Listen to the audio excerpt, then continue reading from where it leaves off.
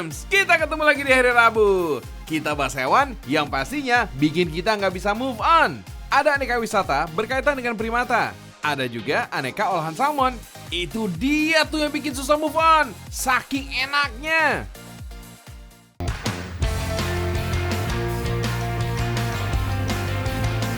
Fams, buat bisa ikut paket wisata yang satu ini, kita bisa daftar nih salah satu paketnya yang ada di kebun binatang terbesar di Bali. Kegiatan ini memang diadakan gak semata buat hiburan aja nih Fams, melainkan sebagai edukasi dan pengetahuan seputar satwa. Untuk bisa gabung, kita harus datang di sekitar jam 8 pagi. Lalu, naik mobil jemputan menuju lokasi sarapan, yaitu kawasan warung lokal Kampung Sumatera. Wait, dalam perjalanannya dijamin seru abis nih Fams. Kita bakal dimanjakan view pemandangannya dan sejumlah satwa penghuni kebun binatang. Wah, healing banget ini sih. Tiba di lokasi, berbagai hidangan siap dinikmati. Mengusung tema buffet, terdapat banyak pilihan menu mulai dari sajian ringan, berat, manis, dan gurih. Pokoknya komplit. Konsep wisata ini sudah ada sejak 3 tahun belakangan, Fams. Gak cuma orangutan aja, ada gajah Sumatera yang bakal unjuk gigi. Mulai dari ngalungin bunga, tidur, dan makan. Kegiatan sarapan dengan orangutan ini durasinya 1 jam 40 menit. Nah, mengingat orangutan ini adalah satwa yang memiliki DNA 97% sama dengan manusia. Jadi, untuk mengurangi penyebaran virus, pengunjung diberi jarak Fams, gak boleh terlalu dekat. Kenalin nih, ada Septi dan Septo. Kalau namanya ada yang sama, ya maaf ya Fams. Dua orangutan Kalimantan ini bakal nemenin sarapan kamu dengan tingkah pola mereka yang lucu. Hai Septo. Fams, orangutan adalah salah satu jenis kera besar dengan lengan panjang dan berbulu kemerahan yang hidup di hutan tropis Indonesia dan Malaysia, khususnya Pulau Kalimantan dan Sumatera. Orangutan merupakan satwa yang dilindungi dalam hukum nasional berdasarkan Undang-Undang Nomor 5 Tahun 1990 tentang konservasi sumber daya alam hayati dan ekosistemnya. Fams, tahu nggak kalau orangutan itu sebenarnya hewan soliter? Yap, mereka bukanlah hewan yang suka hidup berkelompok. Ngomong-ngomong soal kegalakan si orangutan, well, perangnya mereka berubah karena konflik dengan manusia dan habitat mereka direnggut paksa. Dipastikan, orangutan penangkaran cenderung lebih suka bergaul dibandingkan orangutan liar Fams. Puas menikmati sarapan dengan orangutan? Silakan deh, lanjut melihat sejumlah sudut Bali Zoo lainnya. Lokasi yang gak luput dari perhatian wisatawan yaitu Feeding the Tiger. Di sini wisatawan ditantang memberi makan harimau Fams. Tenang, dijamin aman kok. Gimana Fams? Sarapannya seru kan? Agendakan liburan kalian segera ya.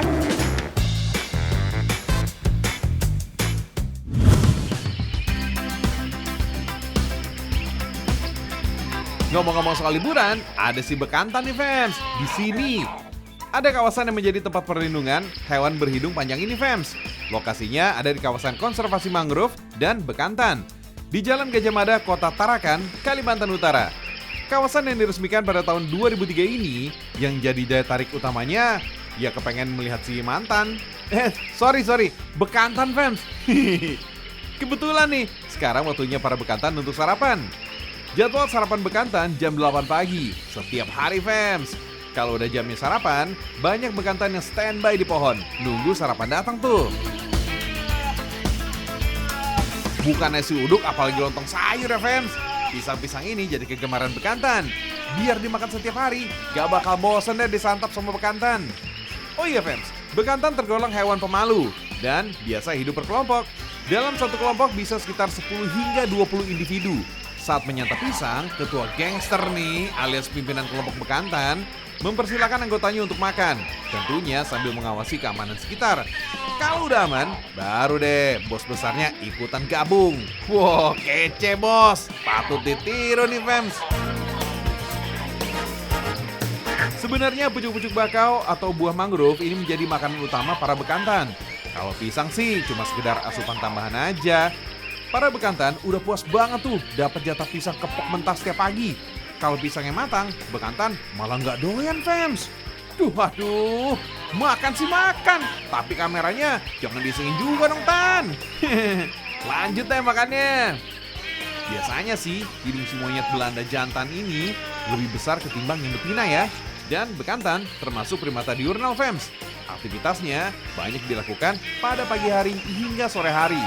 Kayak orang kantoran gitu deh, 9 to 5. Sebagai primata asli Pulau Borneo, bekantan kini terancam punah fams. Tahun 1986, jumlahnya diperkirakan sebanyak 250.000 individu. Di tahun 2004, jumlahnya menurun drastis, sekitar 25.000 individu. Tapi ada berita menggembirakan nih fams. Penyelamatan bekantan di wilayah Kalimantan Selatan berhasil menambah populasi si hidung panjang ini. Dari yang awalnya sekitar 3.000 ekor di tahun 2019, kini menjadi 4.000 ekor bekantan. Keberhasilan itu bahkan berbuah penghargaan Kalpataru fams. Bravo penyelamatan satwa!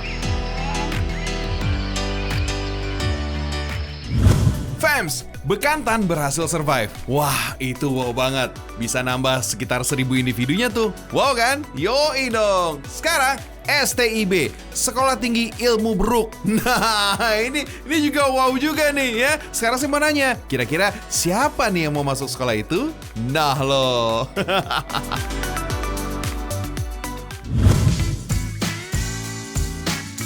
Fams, Provinsi Sumatera Barat emang udah lama terkenal sebagai salah satu penghasil buah kelapa terbesar di tanah air. Di sini nih fams, nyaris nggak pernah habis pohon kelapa yang buahnya bisa dipetik setiap hari. Kalau petani harus memanjat pohonnya setiap hari, pasti bakalan pegel dan bikin ngeri nih. Tapi untungnya, di Ranah Minang punya solusinya nih fams. Tepatnya di Kabupaten Pariaman yang terletak di pesisir Sumatera Barat. Masyarakat di sini cukup akrab memberdayakan ketangkasan hewan beruk untuk memetik buah kelapa. Konon dalam sehari fams, puluhan bahkan ratusan buah ini bisa terkumpul dari hasil petikan para beruk di Pariaman. Dalam keseharian masyarakat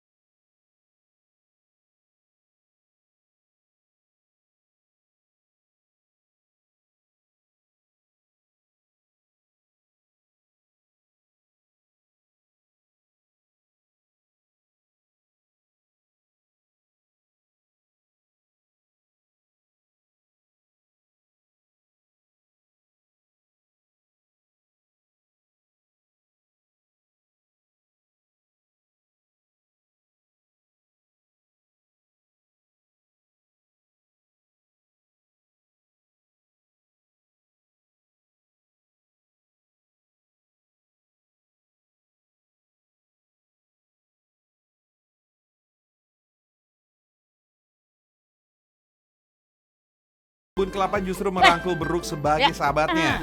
Kemampuan beruk memanjat pohon kelapa semakin dilatih dan diasah supaya lebih gesit dan juga cerdas fams. Nah di sini nih fams, tempat-tempat melatih beruk tangkas pemetik kelapa biasa disebut dengan STIB, Sekolah Tinggi Ilmu Beruk. Maklum deh, tempat belajar mengajarnya emang tinggi di atas pohon kelapa. Pelatihan membedakan buah kelapa muda dan tua di pohon, serta cara cepat memetiknya jadi kurikulum utamanya nih fams. Lucu ya? Baik ucapan, tarikan tali, serta bisikan yang keluar dari mulut para pelatih menjadi kode-kode yang seakan mudah dimengerti. Kode-kode ini juga nih fams, yang nantinya menjadi pegangan para majikan atau pemilik baru beruk saat udah terjual nanti. Kalau udah jinak dan profesional maksudnya, harga beruk pemetik kelapa ini nggak tanggung-tanggung loh fams, antara 3-8 juta. Bahkan juga belasan juta nih fams. Wah. Oh iya, melatih beruk ini bukan tanpa tantangan. Terkadang beruk ini bisa ngambek, bahkan malas-malasan belajarnya. Kalau udah gini, biasanya beruk ini butuh dimanja dengan istirahat dan gizi yang sempurna. Gak usah aneh-aneh kok makannya. Menu spesial di mata beruk, cukup telur kampung mentah dan semangkuk nasi putih. Wow. Nasi putih biasanya menjadi santapan harian wajib bagi para beruk. Kalau emang pas lagi ada rezekinya, telur ayam kampung ini bisa jadi penambah energi. Kalau soal rasa, tanya sendiri deh sama beruknya.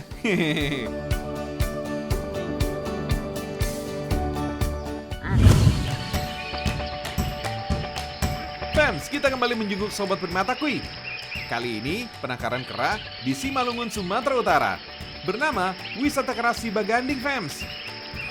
Hewan khas yang mudah dijumpai di si baganding ini diantaranya kera ekor panjang, beruk, dan siamang. Mereka semua tidak dikandangkan, tapi hidup liar di tengah hutan.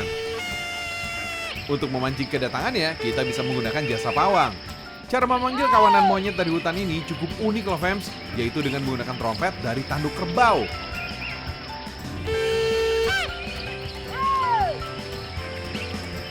Tuh, yang datang semakin lama semakin banyak fams.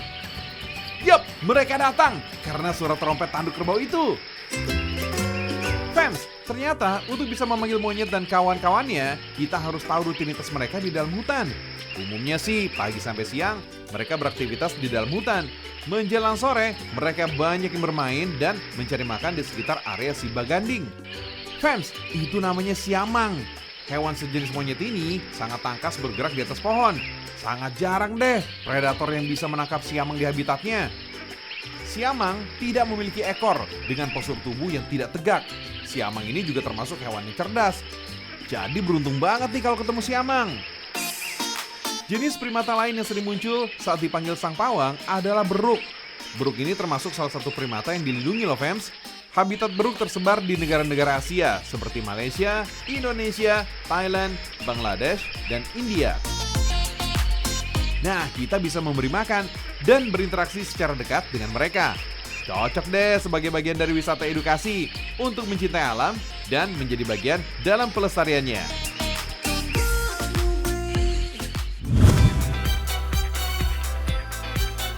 Wih, enak banget!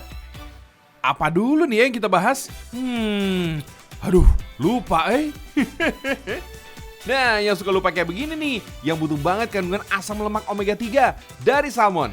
Kenapa? Bisa nguatin daya ingat fams, bisa mencegah kerusakan sistem saraf, antidepresan, dan menenangkan otak. Waduh, juara banget nih manfaatnya fams. Kuy, belilah sekapal salmonnya, terus abisin ya. Biar gak bosan makan olahan salmon yang itu-itu aja, kita kasih alternatif menu nih yang kekinian ya fams. Sekarang kita ke restoran yang memiliki menu andalan aneka steak. Loh, kok steak? Salmonnya mana? Wait, tenang fams. Yang akan kita buat kali ini steak salmon kok. Namanya Parmesan Salmon. Hampir sama dengan proses membuat steak pada umumnya fams. Daging salmon yang udah difile dimarinasi dulu dengan bumbu-bumbu. Siram juga nih dengan minyak kajun. Baru deh dipanaskan sampai matang. Jangan lupa dibolak-balik fams. Wait, harus cepet ya, karena salmon gak cocok kalau diproses sampai overcook fams. Kalau udah matang, olesi dengan saus bechamel. Saus bechamel atau saus putih adalah salah satu dari 5 saus utama dalam dunia kuliner klasik Prancis. Saus putih yang terbuat dari campuran susu dan roux ini bisa juga nih ditambahin dengan parmesan yang terbuat dari roti dan cheddar. Bakar lagi deh di bagian atasnya. Penampakannya begitu menggugah selera. Selanjutnya, habiskan fams. Fams, tahu nggak? Kalau kata steak itu berasal dari bahasa Skandinavia. Orang sana bilangnya steak, yang ada pada pertengahan abad ke-15. Atau bisa juga mengacu pada kata stika dalam bahasa dialek Inggris Tengah. Intinya sih sama aja fams, yaitu irisan daging yang dipanggang atau digoreng. Yummy abis fams.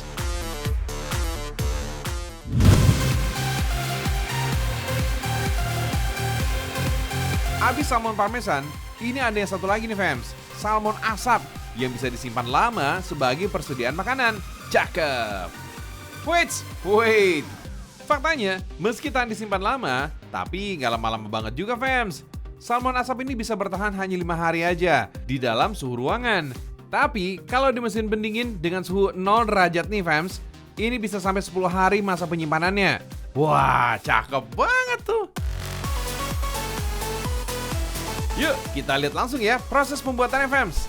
Ikan salmon yang digunakan adalah jenis salmon Atlantis yang didatangkan dari Chili dan Norwegia dalam keadaan bersih fams. Waduh, mau naik pesawat? Mandi dulu kali ya. Di sini yang dipakai 100% daging salmonnya aja fams. Tulang, sirip, dan sisa lainnya. Sementara sisanya ini akan dijual kembali, baik untuk konsumsi masakan ataupun pakan ternak. Duri-duri halusnya harus dibersihkan, gak boleh ada yang terlewat fams. Terakhir, buang juga kulitnya. karena bagian kulit ini rentan terkontaminasi bakteri fams. Soalnya saat ikan mati, aktivitas bakteri pada kulit ini akan meningkat dan membusukkan daging. Nah, biar rasanya makin gurih, taburi dulu nih dengan bumbu garam ini. Oke, sekarang waktunya diasap. Proses pengasapannya beda loh dengan yang biasa, menggunakan kayu maple. Sumber asapnya ini sengaja dibuat terpisah dari daging ikan, atau istilahnya cold smoke. Dengan sistem cold smoke, warna ikannya pun bisa tetap sama seperti aslinya.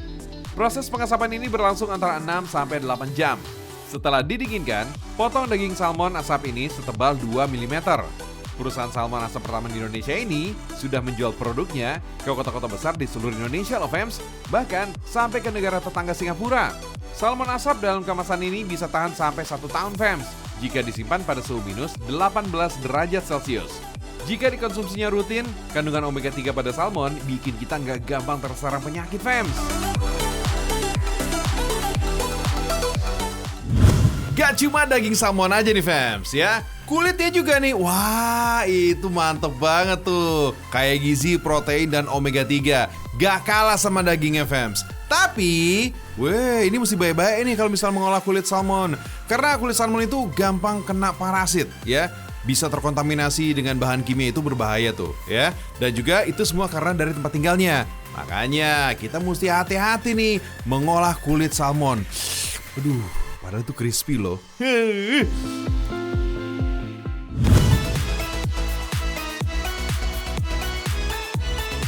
Kulit salmon yang mau diolah jadi kerupuk, kita cuci bersih dulu fams.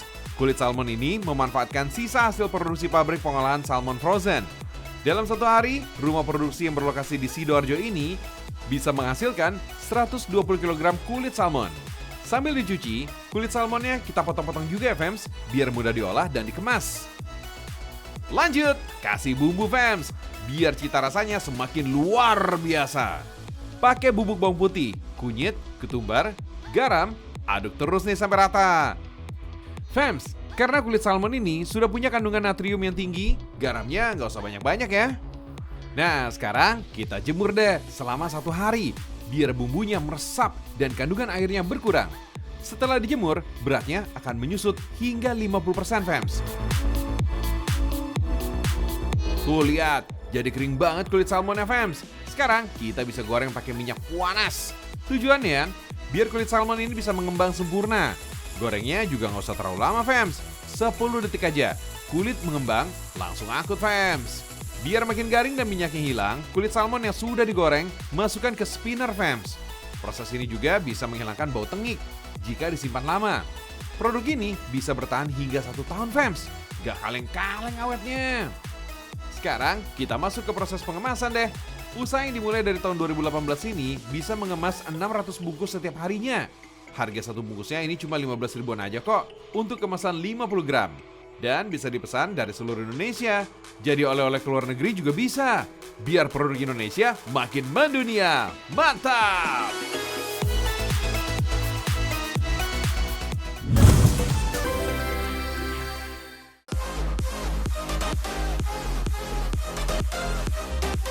Kalau udah 30 menit, saatnya Jorinci pamit undur diri fams. Besok kita kasih lagi ya informasi unik dan menarik lainnya. Nonton terus Seragam Indonesia, karena Indonesia mendunia.